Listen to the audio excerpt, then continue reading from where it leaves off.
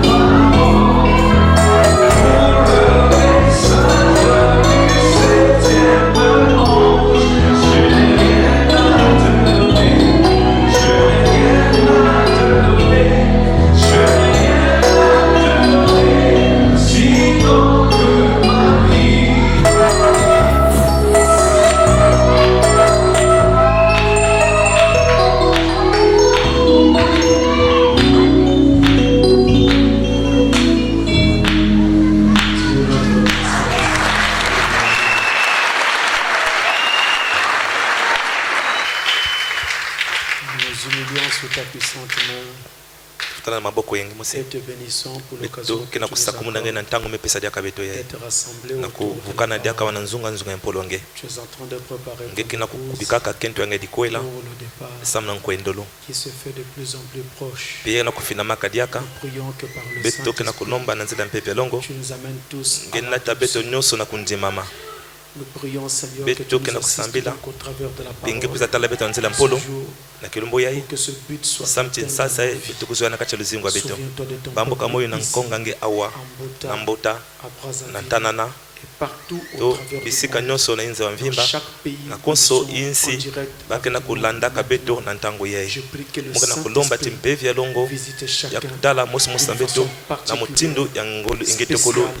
et spécifique au nom du Seigneur Jésus-Christ. Amen. Amen.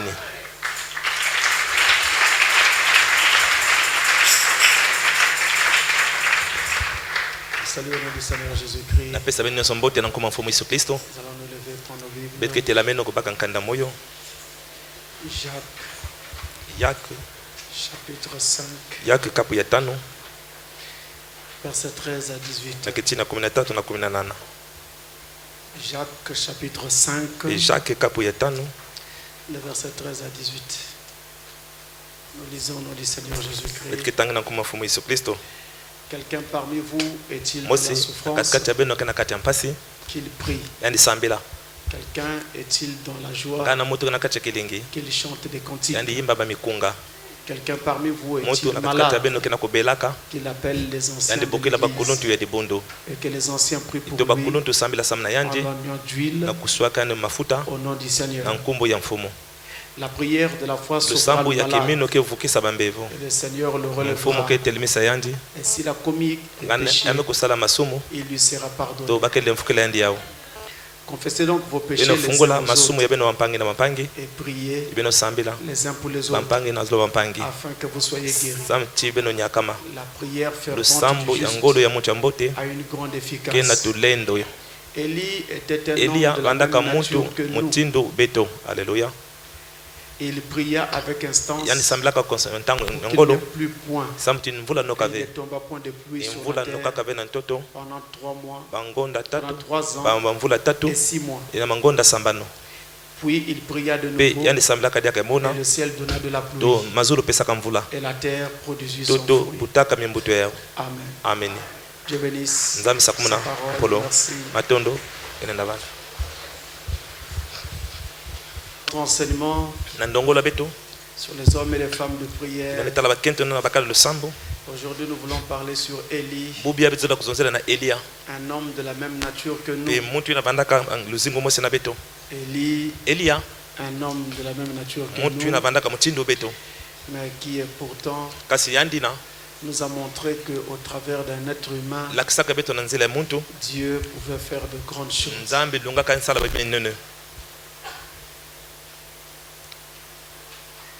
Et j'aime bien la façon dont la Bible le dit, en précisant que c'est un homme de la même nature que nous,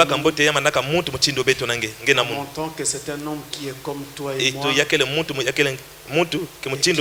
sujet aux faiblesses, sujet au haut et au bas, en tout cas un homme vraiment avec tout le poids d'un être humain,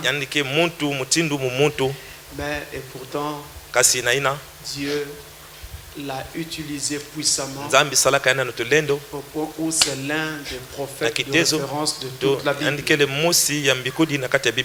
L'un des prophètes de référence. Alors justement, Élie était un prophète du temps de l'Ancien Testament. Nous venons de lire, on parle de lui ici dans le Nouveau Testament. Mais c'est dans l'Ancien Testament qu'on parle un peu plus de lui. Et particulièrement dans le livre des Rois. Autour de 1 Roi chapitre 17. C'est là qu'on parle d'Élie. Son histoire est étroitement liée à celle du roi Akab. Parce qu'il a travaillé sous le règne de ce roi-là. Et puis viendra son disciple qu'on appelait Élisée. Le mot Élie, dans la Bible des Septante, la traduction, la première traduction grecque de l'Ancien Testament, les Septante, on dit Elias au lieu de dire Élie. On dit aussi Elias dans la Vulgate, qui est la première traduction latine de la Bible. Et ce mot veut tout simplement dire mon Dieu est Jéhovah. Ou tout simplement le Seigneur est mon Dieu. C'est ce que veut dire le nom Élie. C'est donc un prophète du 9e siècle. 9e siècle avant notre ère. Donc entendez qu'il a travaillé avant la venue de Jésus-Christ. Il est né dans la cité de Tisbi, en Galade, en Israël. Et c'est pourquoi il a été surnommé Élie le Tishbite, parce qu'il était originaire de cette cité-là.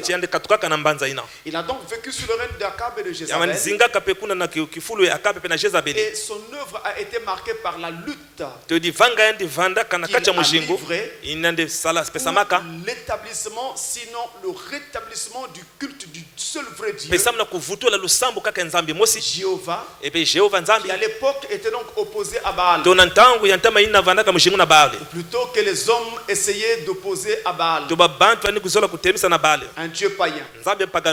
Et Élie avait donc une vie de prière très caractéristique. Je dis bien très caractéristique. Et il appartenait donc à cette race de ceux qui cherchent Dieu, de ceux qui constamment poursuivent la face de l'Éternel, comme le dit David dans le psaume 24 et au verset 6. C'était donc un homme qui savait rechercher la face de l'Éternel. Entendez par là, c'était un homme de prière.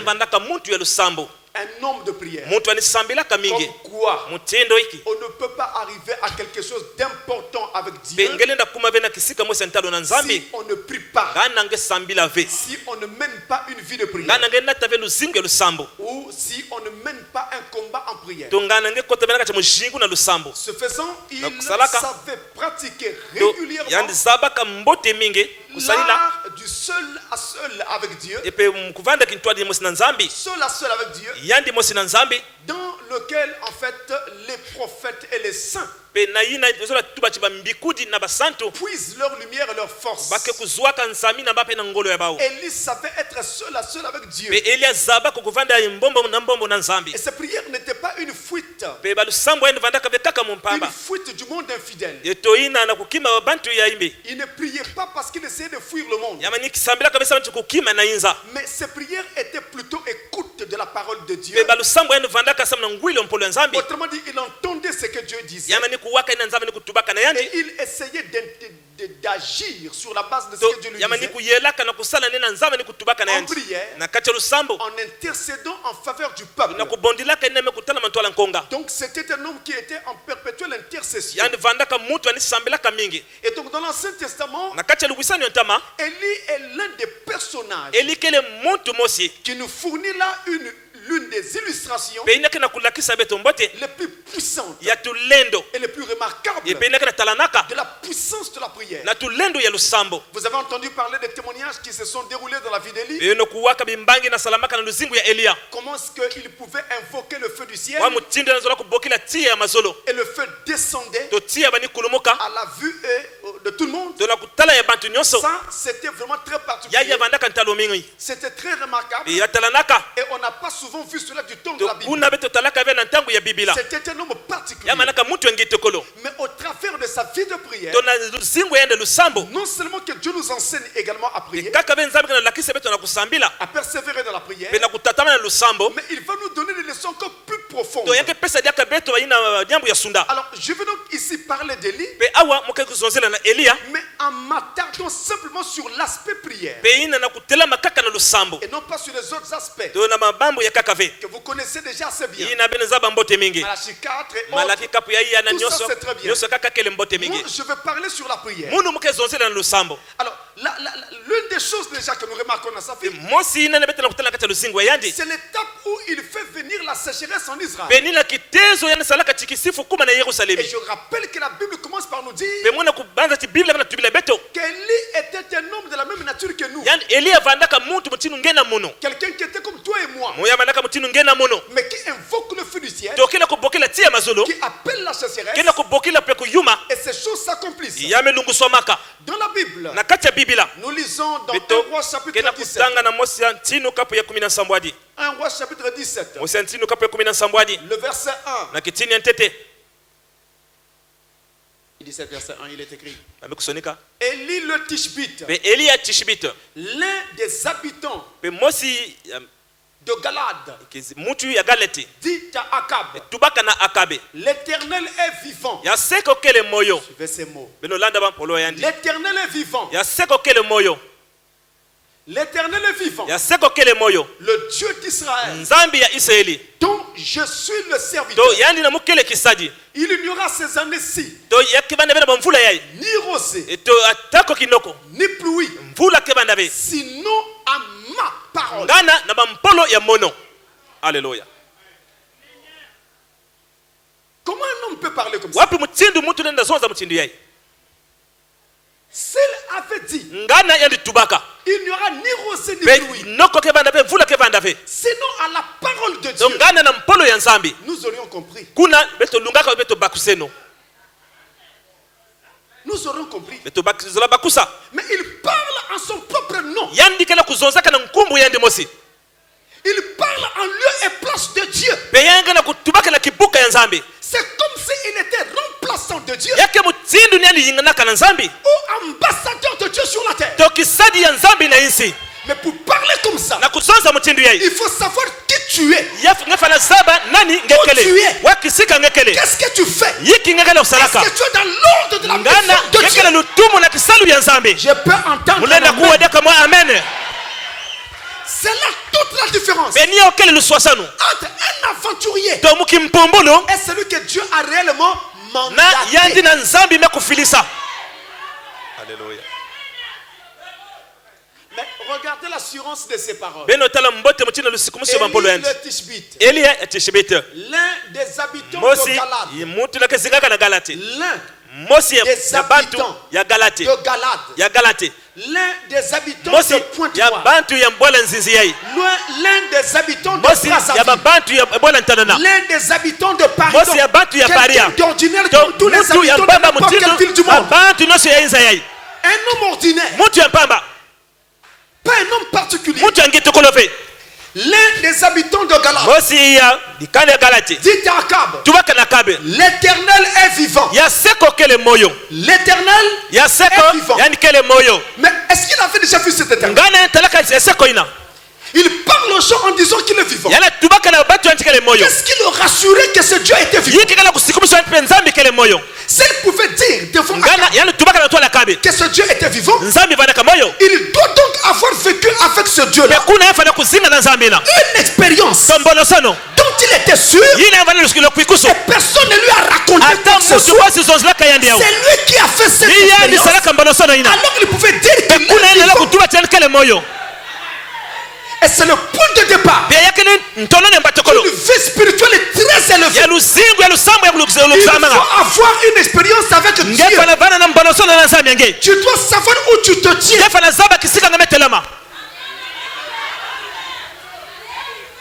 L'Éternel est vivant. Le Dieu d'Israël. Donc, je suis le serviteur. Il se situe. Il se positionne. Il se met à sa place. Il a un mandat pour ça.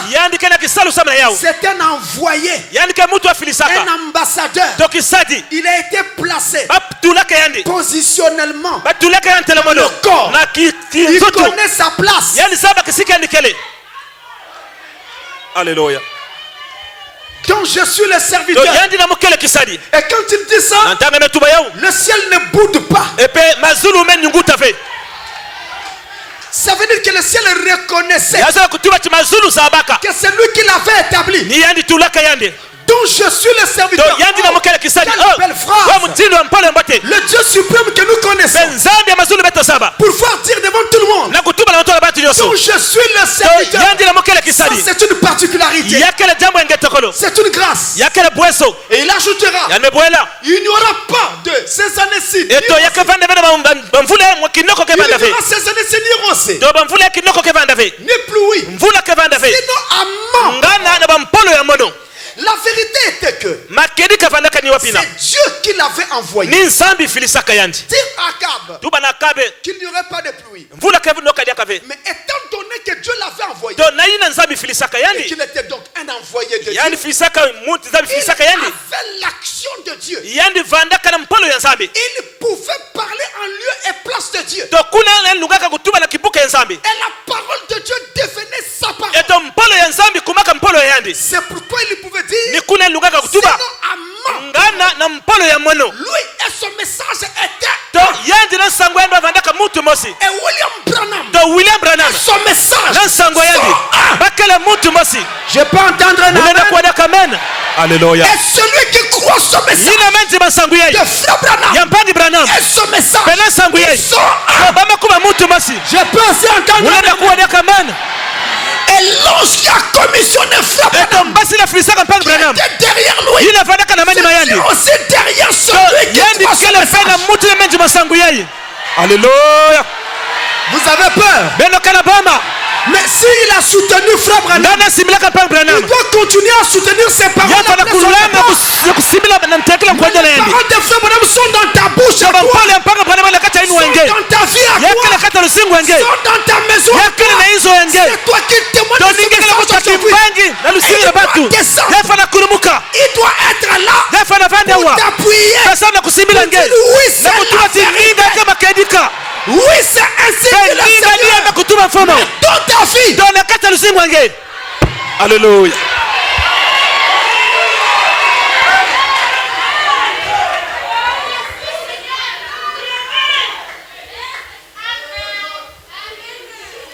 Lorsque Dieu avait voulu se manifester en Christ, il se condensa et entra entièrement en Christ. Il se déversa. Et on dit, il était en morphée. Il s'était changé. Il changea de forme et prit une forme humaine appelée Christ. Et Christ, après avoir fait sa route, il s'est condensé et entré dans son peuple. Le jour de la Pentecôte, la colonne de feu s'est partagée en plusieurs morceaux. Ainsi Dieu, qui au départ était là-haut, était maintenant dans son peuple. Que croyez-vous? Ce message a une puissance terrible. Mais maintenant croyez aussi que cette puissance est dans ceux qui croient ce message. Ne rêvez pas. C'est en ne le croyant pas que vous ne voyez rien. Mais en commençant à le croire, vous allez commencer à voir Dieu. Le même ange qui était avec Frère Branham se trouve derrière ceux qui croient ce message. D'ailleurs, Frère Branham avait dit, vous verrez après mon départ que la même colonne de feu sera avec l'église. Amen. C'est là où nous en sommes. Élie connaissait sa position. Alors il pouvait appeler la sécheresse. Et la sécheresse est arrivée. 3 ans. 3 ans. Quand j'étais en train de venir, je pensais à une chose. Parlons de l'église ici. J'avais prié Dieu et lui avais demandé une chose. Je lui avais dit que j'avais besoin de 2 ans. Et je voulais que pendant ces 2 ans, qu'il n'y ait pas ceci. Mais après ces 2 ans, il pouvait faire. Frère, je ne peux pas vous expliquer les détails. Tout à l'heure quand je venais de dire, c'est un miracle. Dieu a exactement compté 2 ans. Depuis le date où j'avais fait cette prière. Quand les 2 ans ont été accomplis, j'ai dit au Seigneur, maintenant les 2 ans sont accomplis. Je te remercie de ce que tu as fait. Tu peux faire maintenant comme tu veux. Et alors, il a aussi fait. Donc 2 ans après, il a laissé passer 1 semaine. Et ensuite, il a fait exactement ce que je lui avais demandé. Mais c'est un miracle. Alléluia. Ce n'est pas possible. Je me disais à moi-même, ce n'est pas possible. Mais Dieu répond encore aux prières. Regardez. Je ne serai pas long. Mais je ne peux pas aussi aller trop vite. Parce que mon souci, nous sommes en train de terminer l'année. Je voudrais que vous arriviez à l'adoption. C'est ça la base pour être enlevé. Je voudrais que vous arriviez. Si vous n'arrivez pas cette année, mais les bases là vont vous faire arriver assez rapidement. Alors nous allons dans la brochure La position en Christ. La position en Christ, prêché le 22 mai 1960, paragraphe 159. Le 22 mai 1960, paragraphe, excusez-moi, je commence par le paragraphe 85 d'abord. 85 d'abord. Et n'oubliez pas que en enseignant, moi j'ai en arrière-pensée l'adoption. Amen. Il dit ceci. L'adoption, l'écriture à l'écran. L'adoption, le placement en position. C'est ça l'adoption. Placer un fils ou une fille dans sa position. Où sont-ils? Montrez-moi où ils sont. Dieu qui appelle ses enfants, les met à part par la manifestation. Ils n'ont pas besoin d'en dire un mot. Ils n'ont pas besoin de l'expliquer. Vous voyez qu'il s'est passé quelque chose. Il place son fils dans sa position, lui donne sa place. Exactement les mêmes choses. Il a autant d'autorité. Sa parole a autant d'autorité de poids. Sa parole a autant de poids que celle d'un archange. Et même plus. Amen. Ceci n'est pas un baratin. Mais c'est la vérité. Le fils ou la fille adoptée, sa parole a autant d'autorité que celle de Archange. Et ça va même au-delà. L'archange est un serviteur. Mais toi tu es un fils. Toi tu es une fille. Une fille du roi. Ta parole a de l'autorité. Le fils était adopté, placé à un endroit élevé.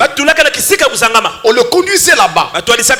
On lui mettait un vêtement nouveau, d'une couleur nouvelle. Le père célébrait par une cérémonie. Le père célébrait ça par une cérémonie. Il disait, voici mon fils. Dorénavant, c'est lui qui gouverne. C'est lui qui dirige. Il est à la tête de tout mon héritage. Tout ce que j'ai, lui appartient. Alléluia. Je reviens. Tout ce que j'ai, lui appartient. C'est exact. Ensuite, nous pourrions reprendre encore. Et là, Elohim. Elohim, voyez-vous? Et là, c'est le singulier du mot Elohim. Elohim est un mot pluriel. Comme quand vous dites children en anglais. C'est un mot qui s'écrit sans S à la fin. Mais il est déjà au pluriel. Children. Et ici, c'est pareil. Elohim est déjà au pluriel. Donc son singulier, c'est Ela. Voyez-vous, alors qu'il existait par lui-même, et revenir ensuite à Jéhovah, qui a créé quelque chose. Il a donné à l'homme l'autorité sur la terre. Et qu'est-ce que nous attendons? Qu'est-ce que nous attendons? Pourquoi on ne voit pas de manifestations? Qu'est-ce que nous attendons? Les manifestations. La terre soupire. Amen. Voilà ce que nous attendons. L'adoption des fils et des filles de Dieu. Ne perdons pas le temps à nous disputer inutilement dans ce message. Le plus important, c'est de tendre vers l'adoption et d'être comme notre Dieu. Ne perdons pas de temps à regarder celui-ci a fait, celui-ci a fait. C'est une perte de temps. Allons de l'avant. Je prends toujours la même prédication au paragraphe 159.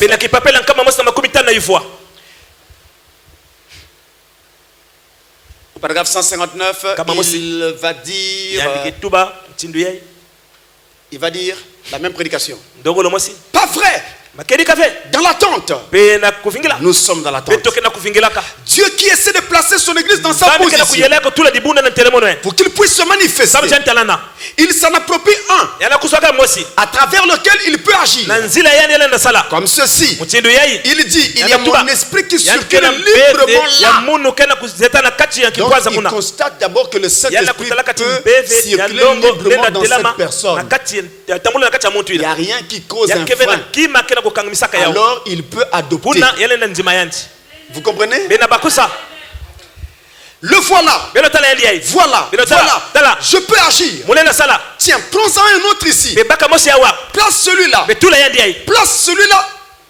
Celui-là, je peux le placer. L'adoption, le placement, la manifestation, l'amener ici et lui faire une cérémonie, le visiter par un ange, lui dire quelque chose. Une seconde. Comment le fait-il? Il peut envoyer un ange te visiter. Il viendra avec un message. Ce message-là sera une mission que Dieu va te confier. C'est ton adoption. Ou alors il vient te dire quelque chose par n'importe quelle voie, songe, vision, intérieure, extérieure, peu importe, mais ça sera ton adoption. Il y a une mission qui t'est confiée et ça sera ton adoption. Voilà comment il opère. C'est comme ça qu'il amène les gens au placement. Mais notez bien qu'avant, il doit constater que son esprit circule librement en toi. Il n'y a rien qui crée un obstacle, il n'y a rien. Il continue. Mais s'il a dit la vérité, si la personne qui dit avoir vécu cette expérience dit la vérité, alors c'est cela. Mais s'il est seulement en train d'inventer quelque chose, ça ne marchera pas. On ne fabrique pas. Ça vient du ciel. C'est pas un don ou un diplôme d'église. C'est le ciel. Là, on ne peut pas tricher. Non, ça ne marchera pas. De ça, on en a eu beaucoup. Mais je parle des manifestations des fils de Dieu. Quand Dieu se manifeste et qu'il l'envoie, et à ce moment-là, il va de l'avant. Et ce qu'il dit est la vérité. Ce qu'il fait est la vérité. Ce qu'il fait, il manifeste Christ. Comment en jugez-vous? À la façon dont il s'en tient à la parole. Strictement à la parole. Voyez-vous, c'est à cela que vous reconnaissez tout homme. À la façon dont il s'en tient à la parole. S'il ne parle pas selon la parole, il n'y a pas de vie en eux. Dit la Bible. Voyez-vous, laissez-les. C'est ainsi qu'il procède. C'est de cette façon qu'il travaille. Il va t'appeler. Il va te dire quelque chose. Et lui-même va se mettre à présenter cela au public. En faisant quoi? En faisant que de temps en temps, il t'utilise. Il bénit ce que tu fais. Tout le monde le voit. Et ça devient une bénédiction pour le reste de son église. Alors là, il s'agit de l'adoption. Maintenant, quand il le fait, ça demande parfois des sacrifices. C'est là qu'Élie était arrivé.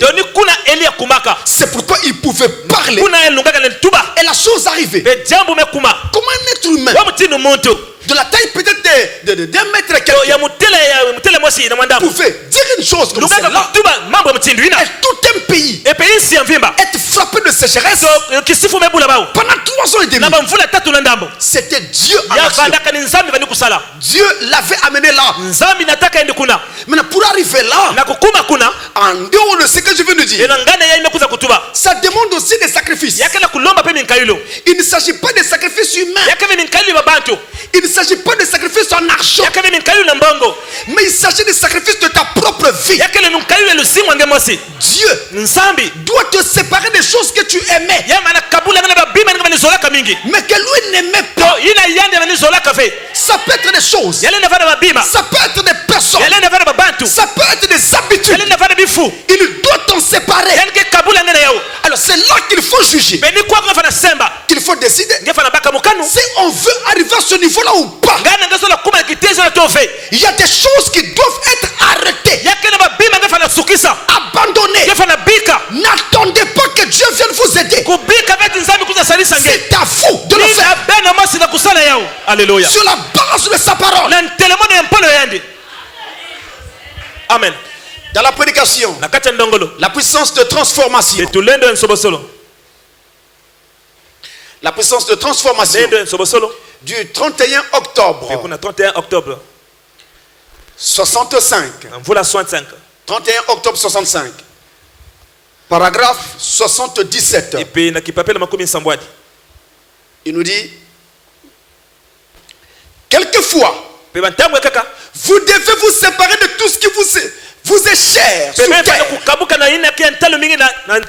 pour prendre la position à laquelle Dieu vous a appelé. Je suis sûr que vous pouvez lire entre les lignes ce que je suis en train de dire. Voyez, quelquefois, la personne la plus chère au monde, vous devez leur serrer la main. Simplement prendre votre position en Christ, là où Dieu vous a appelé. Voyez, mais que fait Dieu? Il vous transforme à partir de ce que vous étiez. Peut-être une fille ou un fils, ou quoi que ce soit, provenant d'une charmante famille. Parfois, il vous place quelque part ailleurs, parce que c'est sa façon de faire. Voyez, par le renouvellement de votre entendement, pour obéir à la parole de Dieu, sans faire attention au prix. Alléluia. Qu'est-ce que ça va vous coûter? Combien ça va vous coûter? Qui va vous abandonner? Qui va vous fuir? Qui ne voudra même plus parler avec vous? Eh bien, l'enfant de Dieu doit être capable de prendre changement de position pour arriver à l'adoption. Les gens diront, je ne veux pas t'avoir pour ami. Toi tu n'aimes pas la musique du monde. Comment je peux t'avoir pour ami? Tu n'es pas la mode. Tu dois accepter d'être appelé démodé pour arriver à cette adoption. Tu dois accepter d'abandonner les vernis à ongles. Les choses que tu aimais.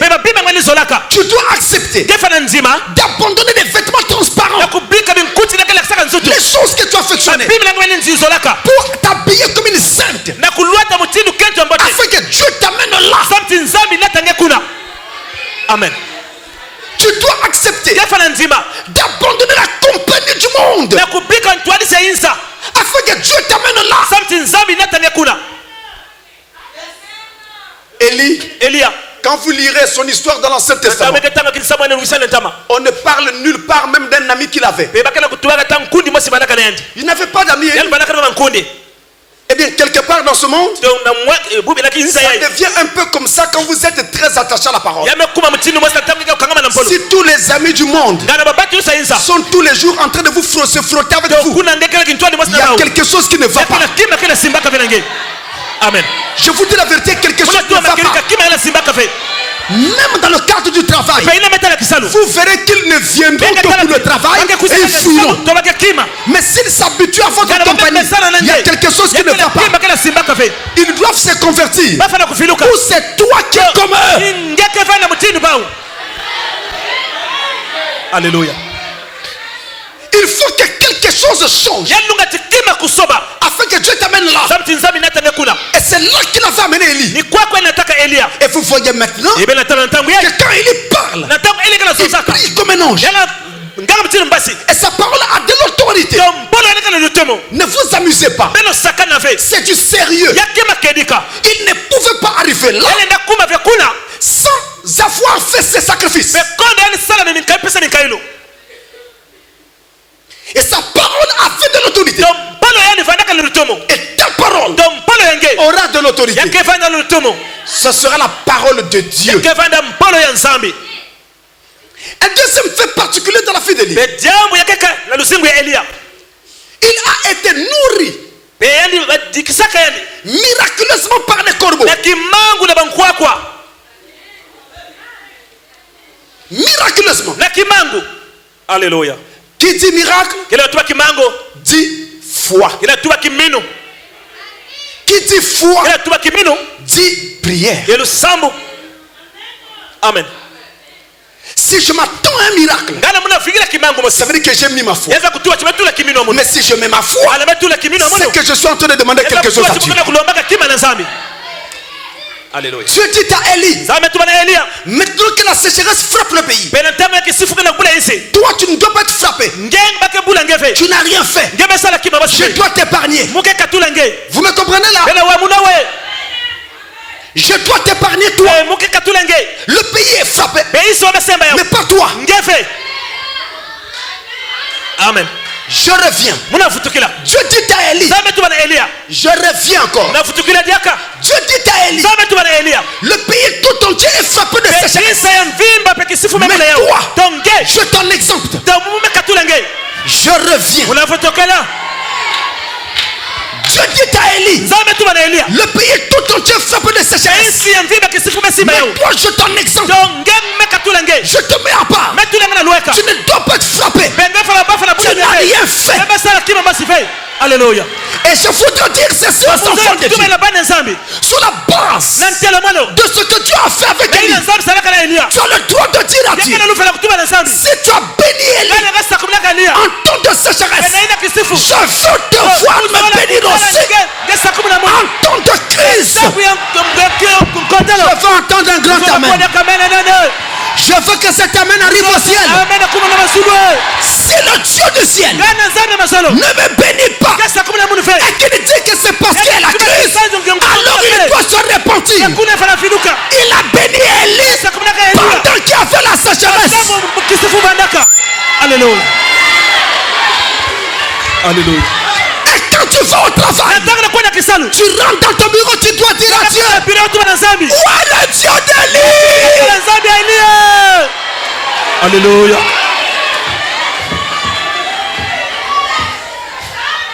Mes frères, le monde appartient aux violents. Même en Christ, il faut être violent.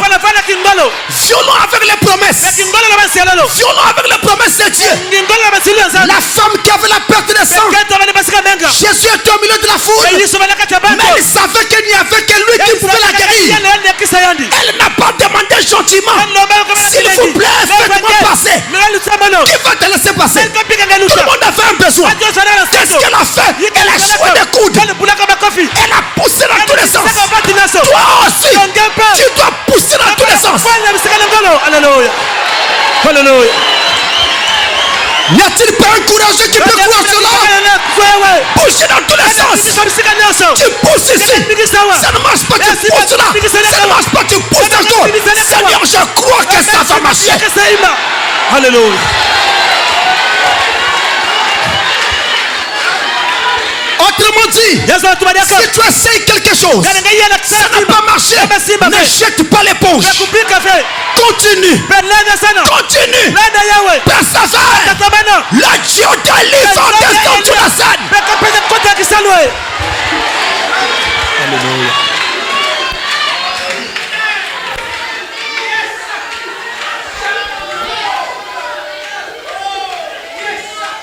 Dieu dit à Élie, il y a la sécheresse, mais j'ai préparé pour toi un endroit où tu seras béni, tu seras nourri et abreuvé. Va au torrent de Kérit. Oh Dieu, où est ton torrent de Kérit pour moi? Où est ton torrent de Kérit pour moi? Va au torrent de Kérit. Là, tu auras de l'eau à boire. Et j'ai ordonné au corbeau de te nourrir matin et soir. Le matin, il viendra avec du pain et de la viande. Le soir, il viendra avec du pain et de la viande. J'ai pensé qu'il enverrait des aigles. J'ai pensé qu'il enverrait des aigles pour nourrir Élie. Mais il choisit d'envoyer des corbeaux. Un oiseau noir et blanc. Un oiseau hypocrite. Un païen. Il va utiliser des païens qui vont te donner de l'argent, des marchés, du travail. Il va utiliser cela. Des païens. Quelqu'un qui n'est pas dans la foi, il va l'utiliser. Il est Jéhovah Sabaoth, l'Éternel des armées. Alléluia. Alléluia. Alléluia.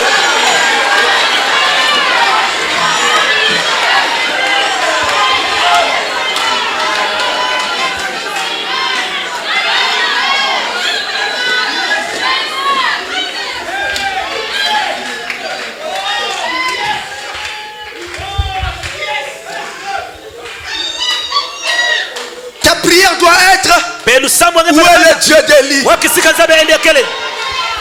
Où est le Dieu d'Élie? Écoutez très bien, frère. Quand Dieu amène Élie au torrent de Kérit, il avait un enseignement à lui donner.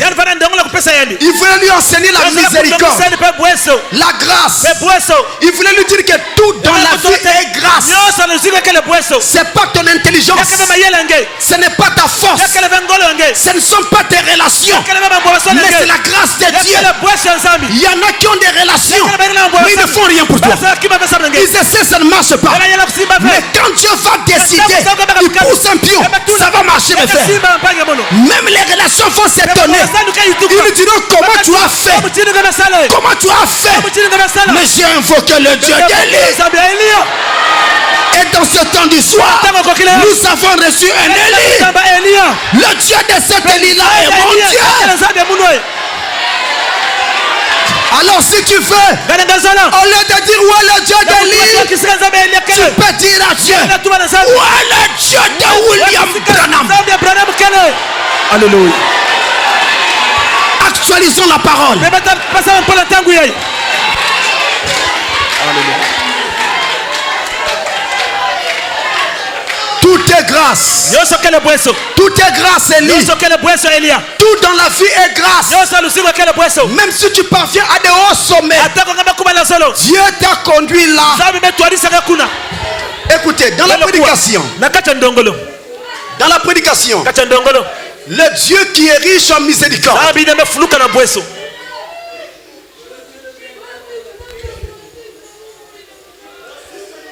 le Dieu qui est riche en miséricorde, c'est prêché le 19 janvier 65. 19 janvier 65. Le paragraphe 186. 186. Il nous dit, et je dois vous dire avant de lire, pendant que l'Esprit de Dieu est à l'œuvre comme ça dans le tabernacle, tu peux vivre ton miracle maintenant. C'est toi. Tu saisis l'occasion, tu saisis la parole, tu saisis la vision, tu parles à Dieu. On n'a pas besoin d'attendre la fin de la réunion. D'ailleurs, lui n'a pas besoin d'attendre la fin de la réunion. Il attend juste de voir l'état de ton cœur. Paragraphe 186. Frère Branham nous dit, tout ce que je suis. Suivez bien. Tout ce que je suis. Tout ce que je pourrais jamais espérer être. Je le dois à sa grâce et à sa miséricorde.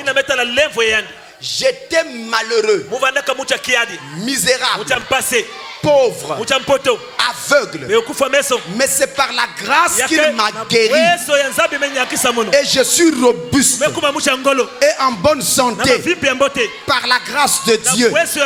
J'ai une bonne vue, j'ai à manger, j'ai à boire, j'ai tout ce dont j'ai besoin. Il n'a jamais promis de pourvoir à mes désirs, mais à mes besoins. Tout est grâce. Tout est grâce, mes frères. Et dans Jacques au chapitre 1, Jacques chapitre 1, le verset 17, il est écrit, toute grâce excellente et tout don parfait descendent d'en haut du Père des Lumières, chez lequel il n'y a ni changement ni ombre de variation. Il est le même hier, aujourd'hui et éternellement. Ce que vous avez lu dans l'Ancien Testament ou dans le Nouveau Testament, qu'il a fait hier, il le fait encore aujourd'hui. Ne doutez pas. Arrêtez de douter. Croyez. Testez et voyez. Dans la Bible lui-même dit, mettez-moi à l'épreuve et voyez si je n'ouvre pas les écluses des cieux pour vous. Dieu est bon. Dieu est merveilleux. Dieu est réel. Dieu est parfait. Même quand j'ai demandé quelque chose et qu'il n'a pas donné, ça ne veut pas dire qu'il ne donnera jamais. Ça veut seulement dire que pour le moment il ne donne pas encore. Mais demain il donnera.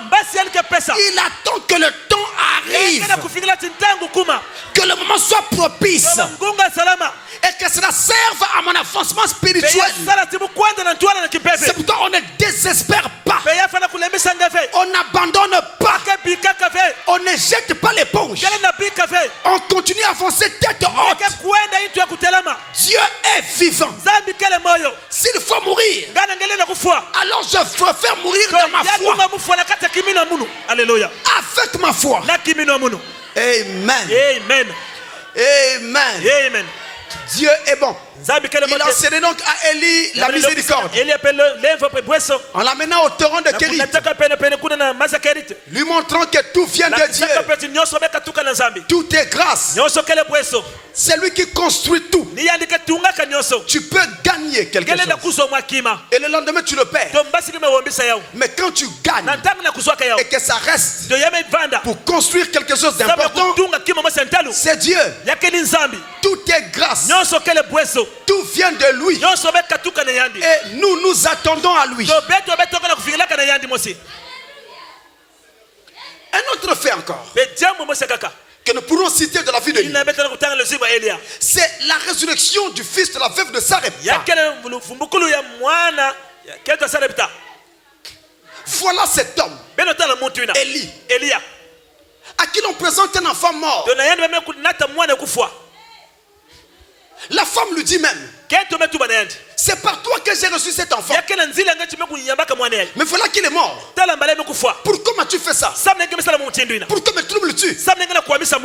Je n'avais pas d'enfant pendant longtemps, mais j'étais tranquille. Toi tu es venu, tu as prononcé la parole, j'ai eu un enfant. Maintenant ça me cause du chagrin. Rappelez-vous une chose, la Bible dit, la bénédiction de l'Éternel ne se fait suivre d'aucun chagrin. Si Dieu vous bénit et qu'un chagrin arrive, regardez vers le ciel. Rappelez-vous sa parole, que la bénédiction qui vient de toi n'est pas accompagnée de chagrin. Et là, Élie devait le prouver à la femme. Il a dit à la femme, donne-moi l'enfant. Il a pris l'enfant. Donc l'enfant est passé des mains de la femme aux mains du prophète. Oh, ça c'est une bonne chose. Prenez un moment votre besoin, enlevez-le de vos mains, mettez-le entre les mains de Dieu.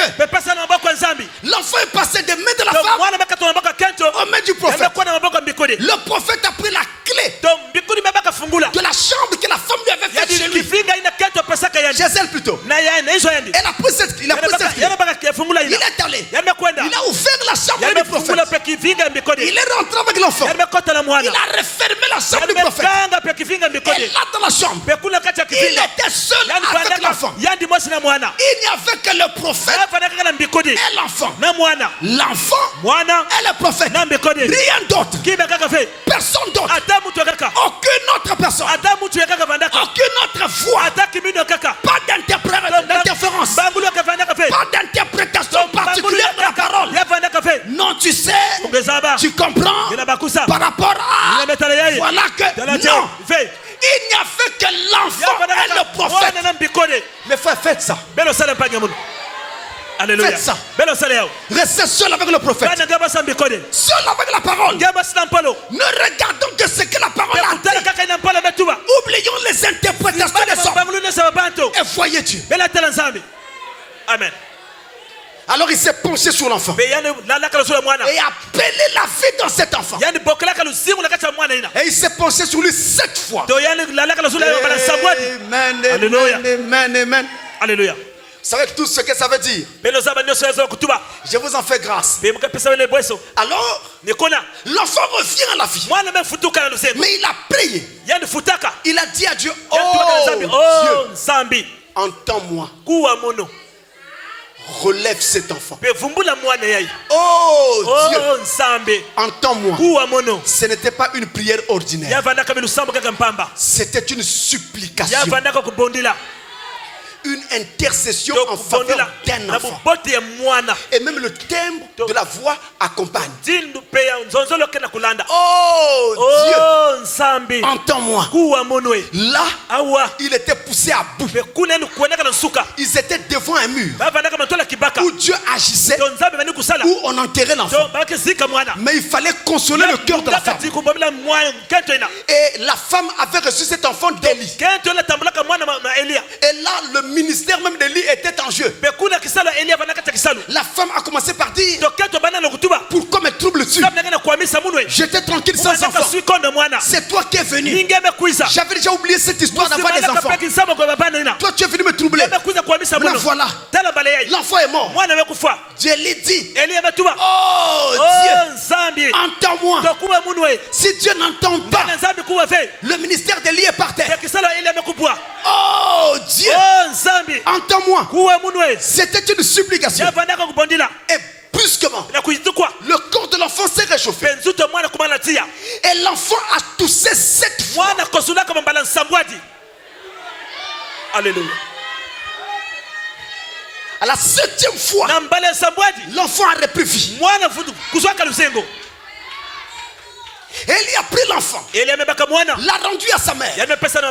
Une question. Comment un homme de la même nature que toi et moi peut prier pour un mort et le mort revenir à la vie? Mais c'est quelqu'un de la même nature que toi et moi. Pour ceux de ce tabernacle, il se rappelle. Si vous avez encore bonne mémoire, une sœur venait à l'église ici avec son enfant. L'enfant devait avoir une histoire de 9 à 10 ans, une fillette. Ils arrivent juste au croisement là. L'enfant s'affaiblit. Le temps de vouloir marcher jusqu'à l'église, l'enfant lâche prise. Alors, il soulève l'enfant, vient présenter au diacre qui est à la porte ce jour-là. Le diacre regarde l'enfant mort. Il dit, ah, il ne réfléchit pas. Il dit, ce genre de cas-là, ça c'est pas moi. Il soulève directement l'enfant sans réfléchir.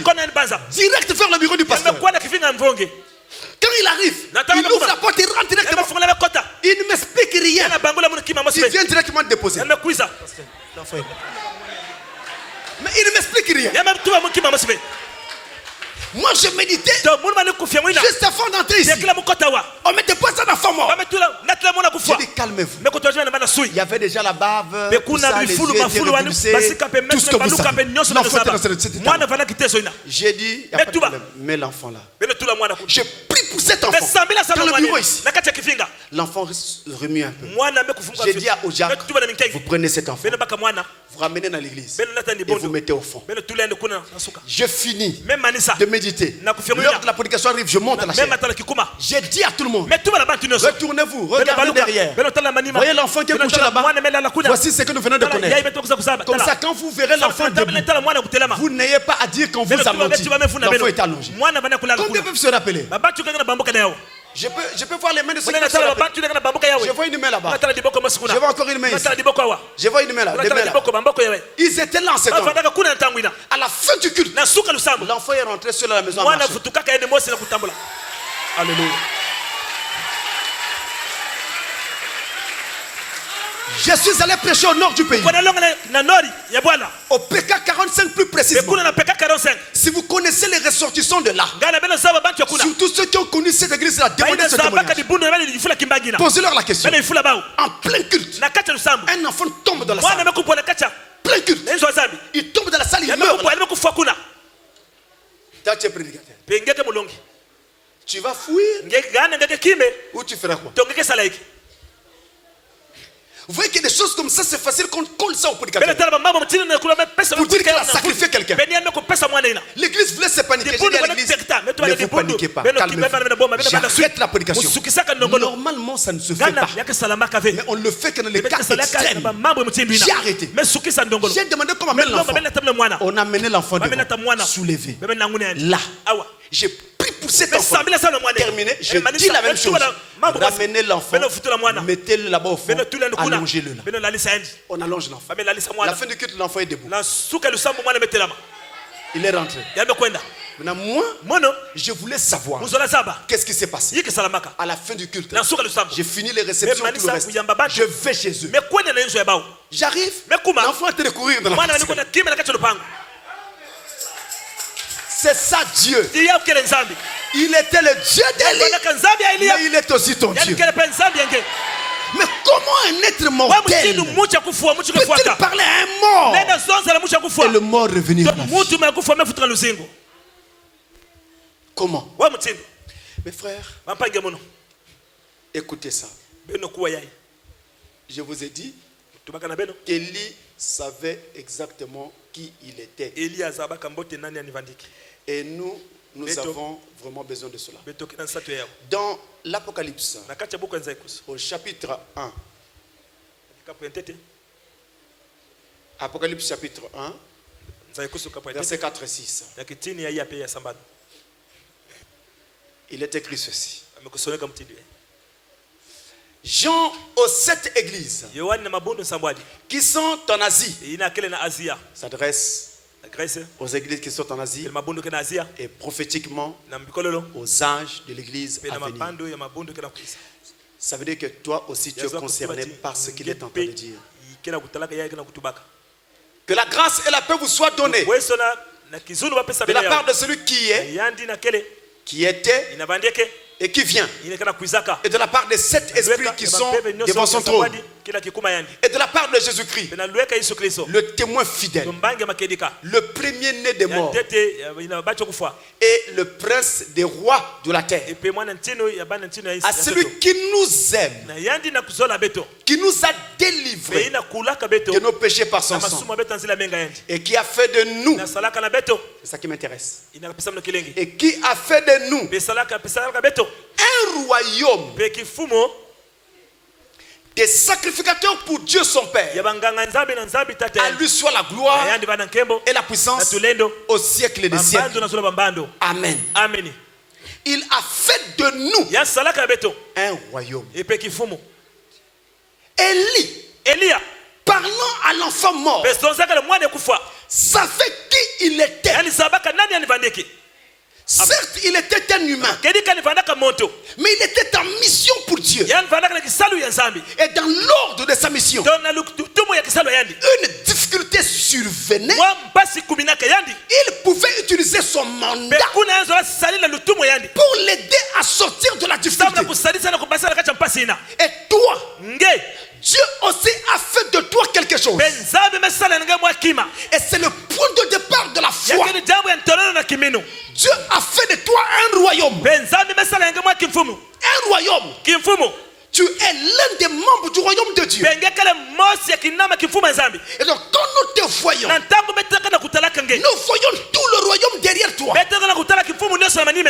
Lorsque l'ambassadeur d'un pays parle à la tribune de l'ONU, il parlera au nom de son pays. Mais il peut utiliser le je, le pronom personnel. Je m'engage.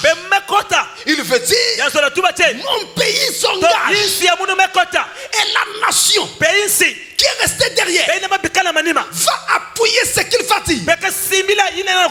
Parce qu'il a été mandaté par la nation aux Nations Unies pour parler au nom de la nation. Et toi, tu as été mandaté par le ciel sur la terre pour parler au nom du ciel. Et tu dois croire que tu es mandaté du ciel en tant que fille de Dieu, en tant que fils de Dieu. Tu as un mandat. Alléluia. Et quand tu commences à croire cela, ta vie commence à changer. Ton niveau spirituel commence à être différent. Le doute te tombe. Maintenant tu le sais. Tu ne pries pas en disant des paroles en l'air. Tu ne fais pas de l'à peu près. Chaque mot compte. Chaque mot pèse. Chaque mot a sa place. Et chaque mot aura son effet. Si tu sais que tu es, et si tu sais que quand tu parles, c'est le ciel qui parle. Alléluia. Alléluia. C'est ça qui fait la différence entre les chrétiens victorieux et les chrétiens toujours dans l'échec. La différence c'est celle-là. Les victorieux ont connu leur position, l'ont prise, l'ont occupée et marchent avec. Mais les autres non. Ils ne font que se plaindre. Se plaindre. Pour les autres, c'est toujours l'autre qui est coupable. L'autre a fait. L'autre a dit. C'est parce qu'il a dit. C'est parce qu'il a fait. Que moi aussi, j'ai fait. C'est un chrétien faible. Amen.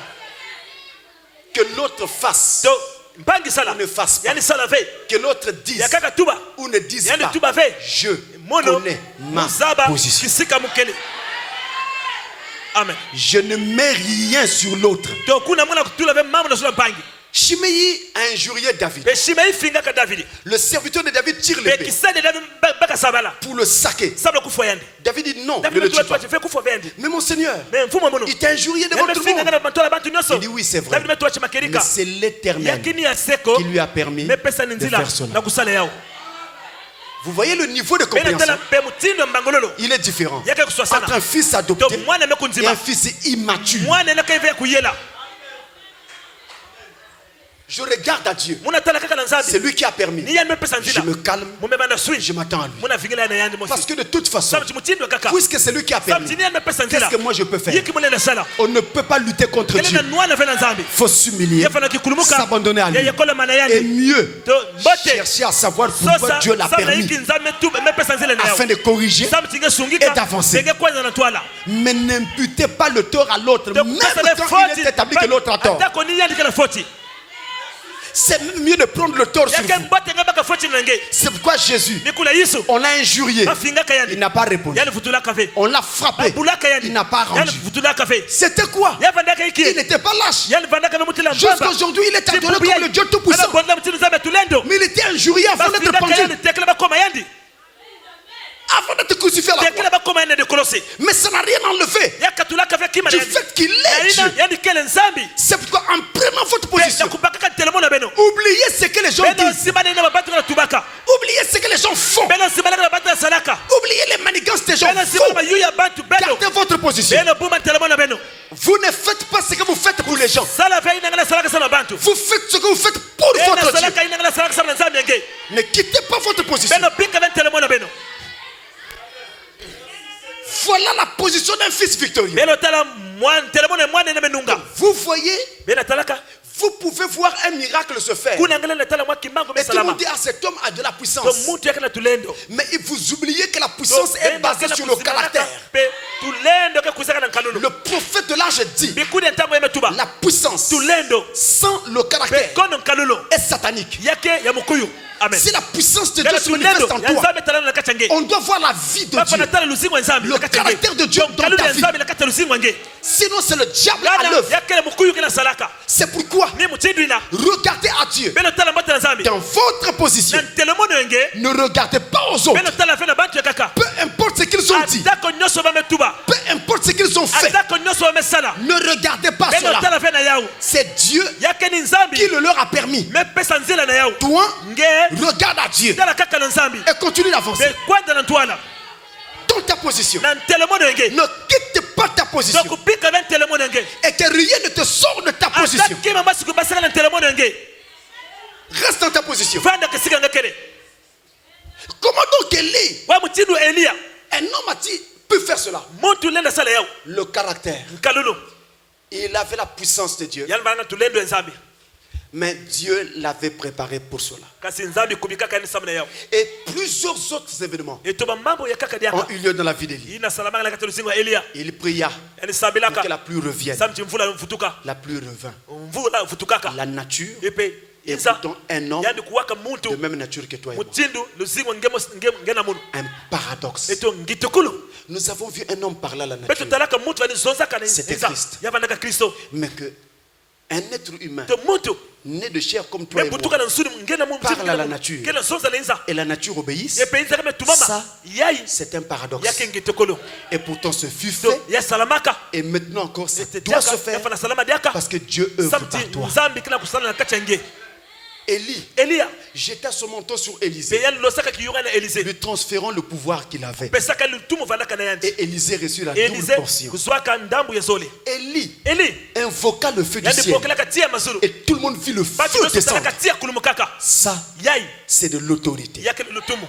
Mais comment se fait-il que ces prières étaient si puissantes? Écoutez-moi bien. Je réponds à cette question et on termine. Il ne faut pas confondre mouvement et progrès. Amen.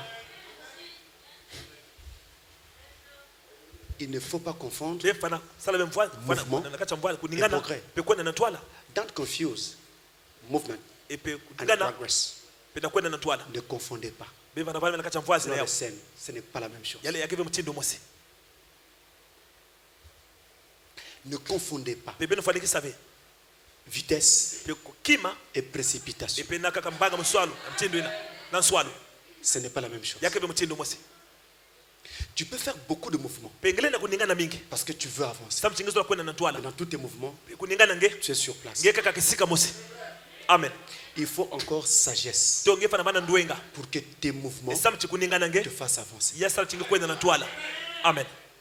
Je veux dire, tu peux prier toute la nuit, mais tu ne récoltes rien. Et on dira que la montagne a accouché d'une souris. La montagne a accouché d'une souris. C'est-à-dire qu'il y a eu un très maigre revenu par rapport à tout ce que tu as fourni comme absolument rien. Tu peux prier pendant toute la journée. Et quand tu sors de là, tu as transpiré. Tu es content. Tu te dis j'ai prié. Mais à la fin, il n'y a rien. Et fort malheureusement, je suis moi-même chrétien. Je mets la main sur mon cœur. Les prières des chrétiens ne sont pas souvent exaucées. Là, je vous parle cœur à cœur. Je mets la main sur mon cœur. C'est parce que nous confondons mouvement et progrès. C'est parce que nous nous employons à crier. Oh Dieu, oh Dieu. Mais entre-temps, nous n'abordons pas nos prières comme Élie. Dans la Bible, on parle de la puissance de la prière d'Élie. Mais nous n'avons pas dans la Bible le contenu des prières d'Élie. Dieu a mis un silence là. Et j'estime qu'il a bien fait. Parce que s'il avait permis qu'on écrive les prières d'Élie, eh bien les gens pouvaient copier ces prières en pensant qu'en les répétant, en les récitant, ils auront la même puissance qu'Élie. Or, ce n'est pas cela. Ce n'est pas la façon de prier qui compte.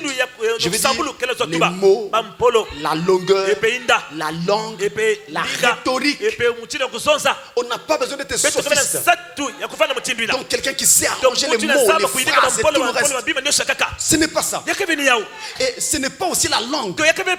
Si on dit qui peut prier ici, pour nous, tout le monde veut prier en français. Mais ce n'est pas tout le monde qui maîtrise le français. Tu peux prier dans ta langue maternelle.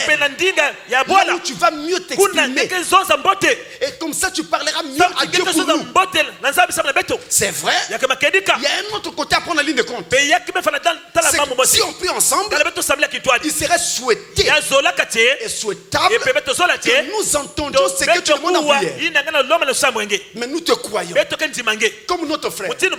Donc ce n'est pas une question de langue, mais c'est une question de savoir-faire.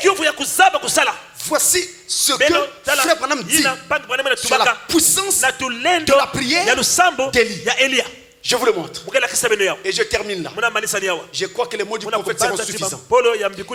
Dans la prédication, en anglais, Elijah, c'est ça le titre. Élie, en français. Elijah, en anglais. Prêché le 18 octobre. 18 octobre 1953. 18 octobre 53. Alors, vous trouverez cette prédication dans le logiciel La Table, qui est sur votre téléphone portable ou sur votre tablette, ou bien pour ceux qui ont la tablette Agapao, de la voix de Dieu, vous trouverez cette prédication. Mais vous n'allez pas la trouver dans la table qui était sortie en 2000, autour de l'an 2000, parce que là-bas, c'est devenu assez vieux. Donc, il faut prendre la nouvelle table. Ça y est sur toutes les plateformes Android. Si vous ne connaissez pas l'adresse, vous me demandez, je vous la donnerai. Vous aurez la table gratuitement. La nouvelle version, elle se décline dans un bon nombre de langues. Il y a même l'audio. Vous appuyez le play, il vous joue. Vous entendez Frère Branham parler. Et c'est très important. Parce qu'en fait, souvent, c'est mieux d'écouter que de lire. Et c'est William Branham lui qui dit ça. c'est mieux d'écouter que de lire. Voyez-vous? Et je vous invite de faire confiance à la voix de Dieu. Amen. Faites confiance à la voix de Dieu. Pour moi, en cet âge, c'est la seule source autorisée à distribuer le message de Frère Branham. Et quand je suis avec une brochure de la voix de Dieu, je n'ai pas d'inquiétude. Je peux me reposer en paix. Même si on me dit que là, ils avaient mal traduit quelque chose. Pour moi, cette erreur-là, c'est Dieu qui a voulu ça. Vous me comprenez? La voix de Dieu, c'est l'institution que je vous recommande.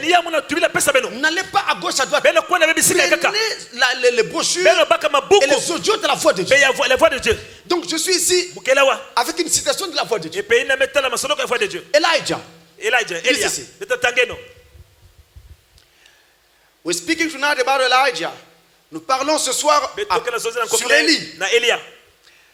And making a preview of our praying meeting coming now. Et faisons un avant-plan de cela pour notre ligne de prière qui va arriver. Elijah was a man. Élie était un homme. Many times when someone speaks of a man like Elijah, le plus souvent quand quelqu'un parle d'un homme comme Élie, they would expect him to be a good angel. Ils s'attendent à ce qu'il soit un grand ange. Of some sort. Ou de quelque sorte. Or a saint person that was dropped out of heaven. Ou une personne sainte qui est sortie tout droit du ciel. But the Bible said, mais la Bible dit that he was a man, qu'il était un homme, subject to like passions as we are, sujet aux mêmes passions que nous avons. He has his ups and downs. Il avait ses hauts et ses bas. Élie. His trials, ses épreuves. His indifference, ses divergences. But he prayed earnestly that it wouldn't rain. Mais il a prié sérieusement. Il a prié avec instance qu'il ne pleuve pas. And it didn't rain for 3 years and 6 months. Et il ne pleut pas pendant 3 ans et 6 mois. He prayed again. And the heavens gave rain. Il pria de nouveau. Et le ciel donna de l'eau, de la pluie. Now he was a man, just like you are. Mais il était un homme comme nous sommes. Comme nous. Not an angel. Pas un ange. None more than you or I. Pas plus que toi et moi. He had his differences and things. Il avait ses divergences et autres. And his ups and downs in life. It's life. Like we do. Et ses hauts et ses bas dans la vie. Dans sa vie. Comme nous. Suivez à présent. Suivez à présent. But God answered his prayer. Mais Dieu répondit à sa prière. Because he prayed earnestly and sincerely. Parce qu'il pria sérieusement. Et sincèrement. 2 choses déjà. Sérieux. Sincérité. 2 choses déjà. Il pria sérieusement. On dit aussi avec instance. Et sincèrement. 2 choses très importantes. Peu importe que ma prière soit longue ou pas, si je respecte déjà ces 2 conditions, ça va produire quelque chose. William Branham n'était pas le genre d'homme qui montait à la chair pour faire des blagues ou pour divertir les gens ou juste leur dire des choses qui pouvaient leur plaire. Ici, c'est le message de Dieu. Il continue. And before that kind of prayer can be made for sick or for the end of drought or for anything that we have need of. Et avant qu'une telle prière soit faite pour un malade ou pour la fin de la sécheresse ou pour n'importe quel besoin que nous avons, there must be a understanding that we're praying in the will of God, il doit y avoir une parfaite compréhension que nous sommes en train de prier dans la volonté de Dieu. Amen. Alléluia. That's the reason he could close the heavens. That it didn't rain. C'est la raison pour laquelle il a pu fermer le ciel et qu'il ne pleuve pas. Because God had told him what's going to happen. Parce que Dieu lui a dit que cela allait arriver. Parce que Dieu lui a dit que cela allait arriver. So it's easy to say anything anything's going to happen. Et c'est très facile de dire que quelque chose va arriver. When God says it's going to happen, quand Dieu dit que cela va arriver, because it's gonna be that way, parce que ça va être ainsi. God's word cannot fail. La parole de Dieu ne peut pas faillir. Alléluia. Maintenant, tirons nos leçons de là. Les prières d'Élie, longues, courtes, peu importe comment il faisait, avait du succès. Quoi qu'il fût un homme de la même nature que toi et moi, c'est parce qu'il respectait trois conditions. Première condition, il priait sérieusement. Deuxième condition, il priait sincèrement. Troisième condition, il priait dans la volonté de Dieu. Il savait qu'il était dans la volonté de Dieu lorsqu'il était en train de demander ce qu'il demandait. Priez sérieusement. Ce que tu demandes, est-ce que c'est vraiment important? Qu'est-ce que cela représente pour toi? Est-ce que c'est un besoin ou un désir? Est-ce que c'est un besoin ou un caprice? Et quand tu demandes, dans quel état d'esprit est ton cœur? Est-ce que tu sens que pour toi c'est une question de vie ou de mort? Est-ce que c'est sérieux? Si un homme dit à sa femme, je vais te quitter, la femme dira, tu ne parles pas sérieusement. Lui de dire si je parle sérieusement, alors il va faire ce qu'il a dit. Mais s'il ne fait pas ce qu'il a dit, ça veut dire qu'il ne parlait pas sérieusement. Ou alors il avait parlé sérieusement, mais il s'est repenti pour changer de voix. Mais quand la femme dit tu ne parles pas sérieusement, elle veut dire je te connais, je ne sais pas, il n'y a rien eu, il n'y a aucun problème, pourquoi tu t'en irais?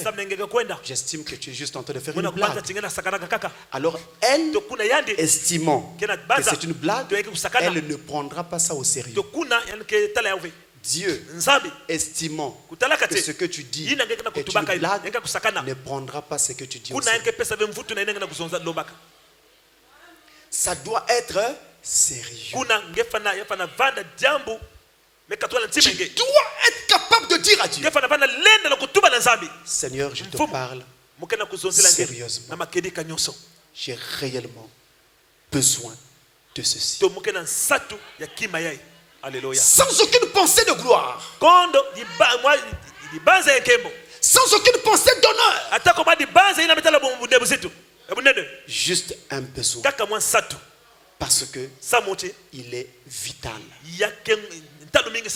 Sincèrement, sincérité, ce que tu dis, tu dois le penser. Ce que tu dis doit être la vérité. Pas d'hypocrisie. Seigneur, Tu sais que je t'aime. Au fond, tu ne l'aimes pas. Si j'aime Dieu, pasteur, la Bible dit, celui qui m'aime gardera mes commandements. Amen. Est-ce que tu les gardes?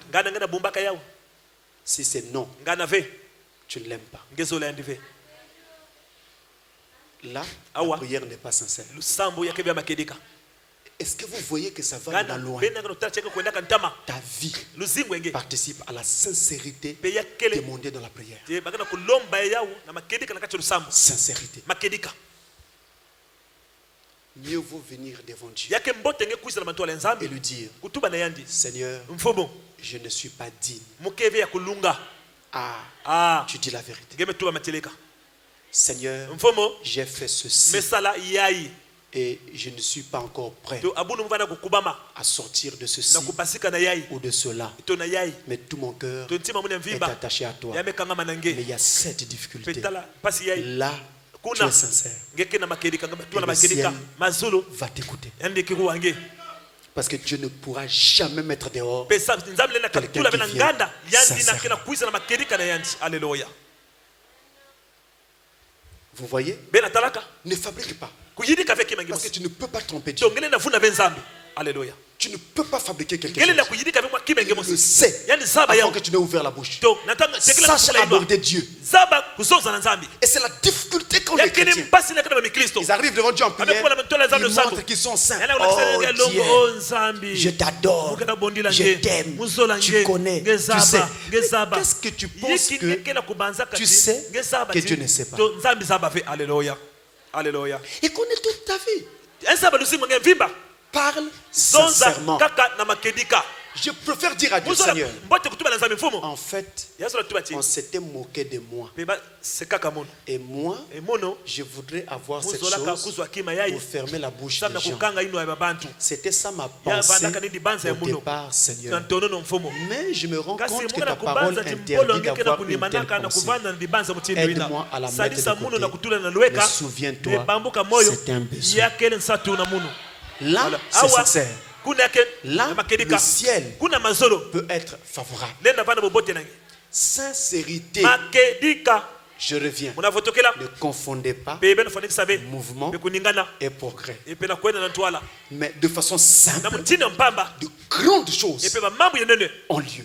Avec des prières simples et courtes, précises. C'est tout ce qu'il y a. Sincérité. Dans la sincérité, c'est là que vous dites aussi à Dieu pourquoi vous voulez avoir ce que vous demandez. Le pourquoi est dans la sincérité. Et ne trompez pas. Il le sait. Dites-lui pourquoi. Même quand la raison est fausse, je préfère lui dire, Seigneur, en fait je ne mens pas, c'est pour ma propre gloire. Mais ne fais pas ça pour ma gloire. Donne-moi ça pour ta gloire. Alors qu'est-ce qu'il va faire? Il va travailler mon cœur pour enlever l'idée de ma propre gloire. Et dès qu'il a vu que c'est ok, il accorde. Il n'y a pas de raison que Dieu ne te donne pas ce que tu veux. Mais si on a un père qui pour vous donner quelque chose doit tout le temps vous soumettre à des épreuves, c'est quel genre de père? Ça c'est mal comprendre Dieu. Il est vrai qu'il donne des épreuves, mais c'est pour notre construction spirituelle. Mais au départ, quand les conditions là sont respectées, je donne. Vous serez surpris de constater que Dieu exauce. Ça je vous le dis au nom de Jésus. Alléluia. Aussi vrai que Jésus est Dieu, croyez-moi. Alléluia. Alléluia. La dernière chose, c'est la volonté de Dieu. C'est-à-dire la parole. La volonté de Dieu, c'est sa parole. La Bible et le message. Si vous demandez quelque chose à Dieu, soyez sûr que c'est conforme à la parole. Ne demande pas à Dieu quelque chose que la parole ne dit pas. Si tu dis à Dieu, je veux avoir un petit ami, Est-ce que c'est la parole? Donc du coup, ta prière est en dehors de la parole. Il ne donnera pas. Il ne répondra pas. Il faut être dans la parole. Examiner que ton besoin est selon la parole. La parole confirme cela. Ensuite, ce n'est pas un caprice. Ce n'est pas un simple désir. Mais c'est un besoin.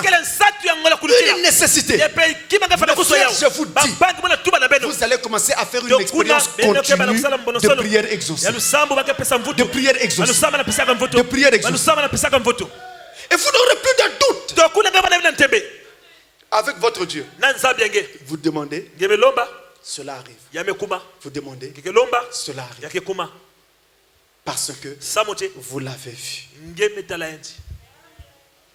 Et dans la Bible, il est écrit, 1 Jean chapitre 5, verset 14 jusqu'à 20. Excusez-moi, verset 14 à 15. 1 Jean 5, verset 14 à 15. Il est écrit, si nous demandons quelque chose selon sa volonté, nous savons qu'il nous écoute.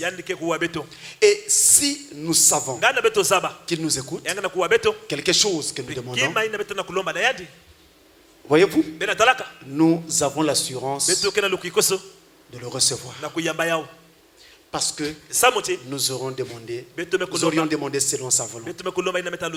Selon sa volonté. 3 choses. Sérieux ou instance. Sincérité et volonté de Dieu.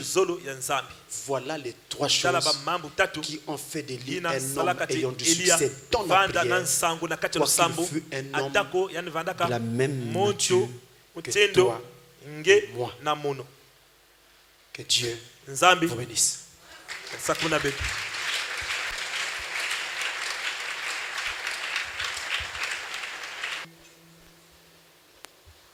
Alors nous murmurons ce petit chant. Jésus a délivré mon âme. Yesu en kula mwelami. Yesu en kula yekwa buze. Yakitulwa ikonsozu.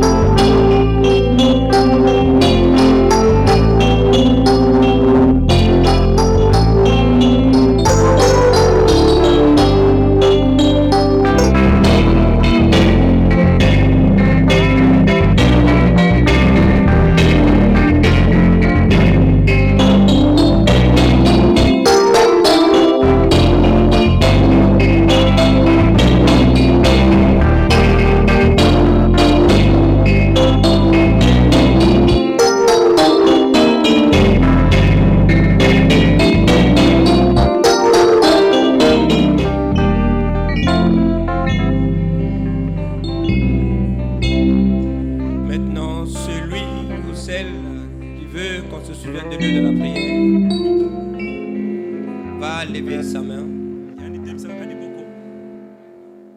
Oui, lève ta main si tu veux qu'on se souvienne de toi dans la prière.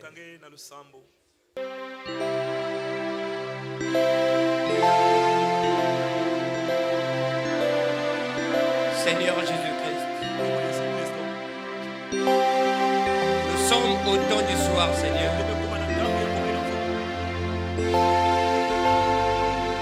Où l'heure est très avancée, Seigneur Jésus-Christ. La Bible dit,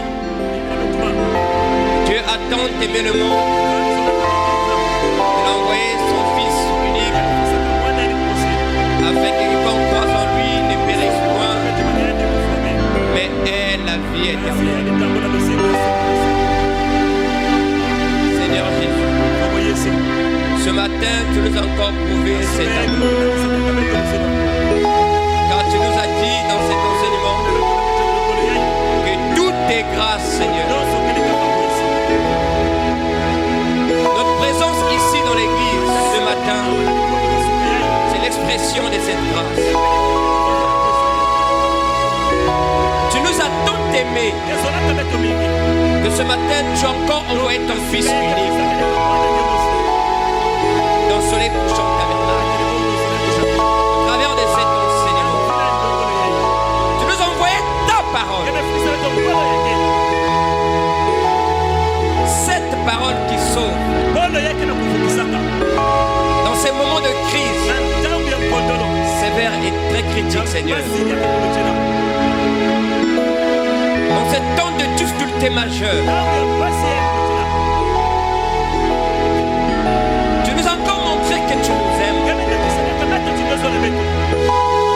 en envoyant cette parole, cet enseignement, de telle sorte que celui qui est faible, Seigneur, soit fortifié, que celui qui est tordu soit redressé, celui qui est tombé se relève, que celui qui est mort ressuscite, Seigneur,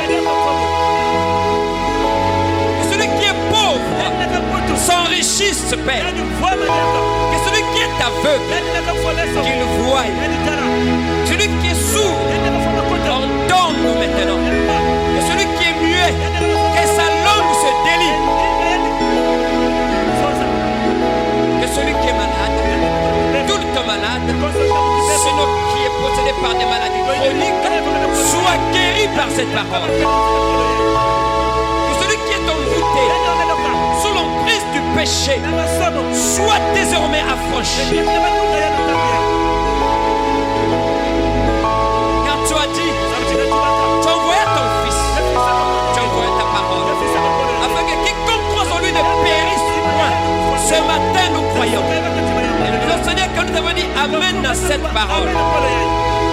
Voilà pourquoi, Seigneur, il n'y a plus de raison que celui qui est en train de périr puisse périr. Seigneur, ce processus de malheur s'arrête maintenant. Et que le processus de la vie puisse prendre place. Car la loi de la vie s'est prononcée ce matin en notre faveur. Et nous nous rangeons du côté de la parole, Seigneur. En disant non au monde. En disant non aux enseignements humains. En disant non, Père éternel, aux traditions humaines. En disant oui ou amen à la parole. Voilà pourquoi, Seigneur, oh Dieu d'amour, c'est un miracle pour nous d'être ici ce matin. C'est un miracle pour nous de recevoir cette parole.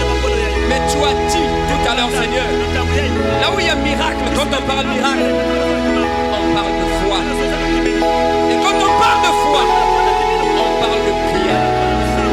Oh, certainement, il y a plus d'une personne ici qui était faible dans la prière, Seigneur. Mais le fait qu'il ait mis sa foi dans ta parole, puisse la puissance de cette parole traverser cette âme qui a dit Amen à cette parole, traverser son esprit, influencer sa chair, que la paresse meure, que la nonchalance disparaisse, Père de notre Dieu, son efficacité. Que l'emprise du diable s'arrête. Que par la puissance de la parole, qu'il y ait renouvellement de l'intelligence, qu'il y ait renouvellement de la puissance, qu'il y ait renouvellement de l'onction dans nos vies, Seigneur. Oh frère Madame a dit, ta parole est si puissante qu'elle a enlevé Élie de la terre. Cette parole est si puissante que cette puissance, Seigneur, a fait descendre le char de feu du ciel pour enlever Élie. Envoie encore ce char maintenant, Seigneur. Au char d'Israël et sa cavalerie descend encore ce matin pour relever celui qui est faible, pour redonner vie à celui qui est en train de mourir. Oh Père, pour redonner courage à celui qui était sur le point de repartir dans le monde. Seigneur, descends afin que ton peuple sache que tu es vivant et que ta parole est vivante, Seigneur. Dans le nom de Jésus, puisse le Saint-Esprit descendre encore, convaincre encore et encore le cœur le plus incrédule, le cœur le plus, Seigneur, douteux. Convainc, Père éternel, descends, rentre dans les cœurs disponibles et disposés. Toutes les portes du cœur qui sont ouvertes maintenant, rentre-y, Seigneur, soupe avec chacun de nous et nous avec toi, Seigneur, afin que nos yeux s'ouvrent. Accorde-la, Seigneur Jésus. Ta présence dans nos cœurs, ta présence dans nos âmes fera que nous soyons toujours dans ta volonté, fera que nous soyons toujours sincères, fera que nous soyons toujours sérieux. Oh, la Bible dit, heureux ceux qui sont intègres dans leur foi, qui marchent selon la loi de l'Éternel. Nous voulons être heureux, Seigneur. Ça fait longtemps que la maladie nous fait pleurer. Ça fait longtemps que le péché nous agace. Ça fait longtemps que la pauvreté, Seigneur, nous réduit à rien. Ça fait longtemps, Seigneur Jésus-Christ, que le poids du monde nous garde dans une position courbée. Maintenant, Seigneur, nous voulons être heureux. Nous voulons être heureux, Seigneur. C'est pour cela, oh Dieu, rentre dans nos âmes, rentre dans nos cœurs, de telle sorte qu'en sortant dans cette église, qu'aucun oiseau démoniaque ne puisse venir picoter ces paroles que nous avons entendues de nos cœurs, mais que le Saint-Esprit reste là, en train de nous rappeler ces choses. Que celui qui ne priait plus puisse se réveiller dans la prière.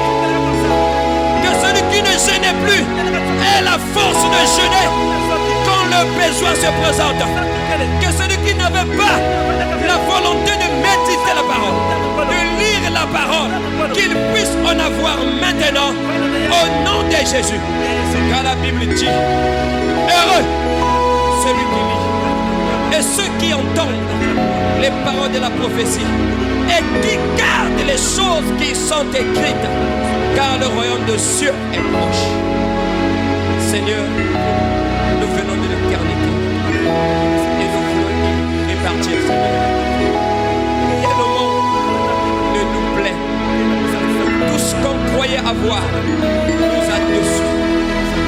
Il n'y a que désespoir, il n'y a que malheur, il n'y a que tristesse, il n'y a que maladie, déception dans ce monde. Maintenant, Seigneur, nous tournons le regard vers toi en disant une fois de plus Amen à cette femme. Oh Jésus, c'est pour cela, Seigneur Jésus-Christ, tiens la main de celui qui veut te saisir. Oh Père, habite l'âme qui t'a reçu ce matin. Fais de cette âme ta demeure, de telle sorte que s'il y a des gens qui veulent te connaître par nous, qui veulent te connaître, qui puissent te connaître par nous, Seigneur. Accorde que Satan ne puisse plus régner, que la paresse ne puisse plus régner, que l'oisiveté ne puisse plus régner. Merci. Maintenant, Seigneur, tu nous as parlé par un nom, notre précieux pasteur. Il est certainement épuisé.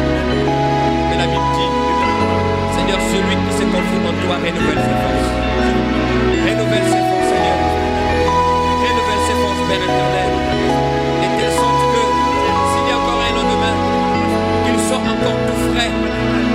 Saint-Cher pour nous apporter cette parole de vie. Bénis sa famille, bénis ses projets, afin que l'Éternel puissant, que 1000, Seigneur, tombent à ses côtés, 10 000 à sa droite, qu'il ne soit pas atteint, mais que dès ses yeux, Seigneur, qu'il puisse voir la rétribution des méchants, tous ceux qui souhaitent sa paix. Nous aussi, Seigneur, par cette parole, nous croyons que si 1000 démons étaient tombés à nos côtés, 10 000 à nos droites, nous ne serons jamais atteints, Seigneur.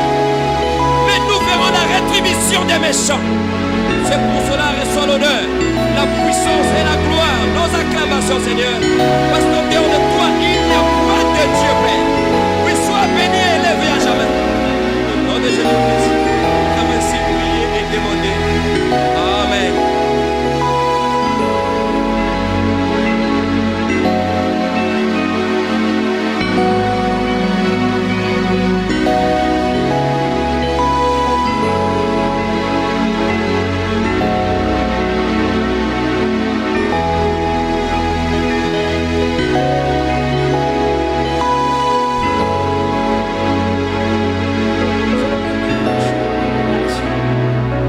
Douce